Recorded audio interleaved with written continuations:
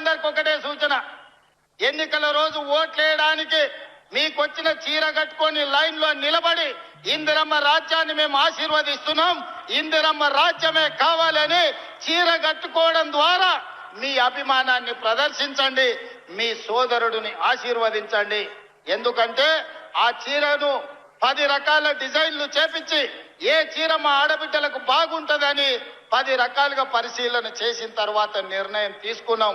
రేపు సర్పంచ్ ఎన్నికలు అత్యంత కీలకం. కొడంగల్ నియోజకవర్గ అభివృద్ధికి ఈ సర్పంచులే కీలకం. మంచి వాళ్ళను సర్పంచులుగా ఎన్నుకోండి. ఇప్పుడు మీరు వీడియో చూసిండ్రు, చీర కట్టుకొని ఓట్లు వేయాలన్నారు. మరి ఈ చీరలు 2 సంవత్సరాల నుంచి ఎందుకు ఇవ్వలేదు? కేవలం సర్పంచ్ ఎలక్షన్ల ముందే చీరలు ఇవ్వాల్సిన అవసరం ఏముంది? ఎలక్షన్ కమిషన్ ఉందా లేదా? రాష్ట్రంలో ఎలక్షన్ కమిషన్ నిద్రపోతుందా? అసలు ఉందా పోయిందా? అంత బహిరంగంగా ఎలక్షన్ల ముందు ఇస్తూ, ఎలక్షన్లకు దీన్ని లింక్ చేస్తూ, ఎలక్షన్ల ఓటు వేసేటప్పుడు ఈ చీరను చూసుకొని ఓటేయండి అని అంటున్నప్పుడు ఎలక్షన్ కమిషన్ ఈ దేశంలో రాష్ట్రంలో ఉందా లేదా?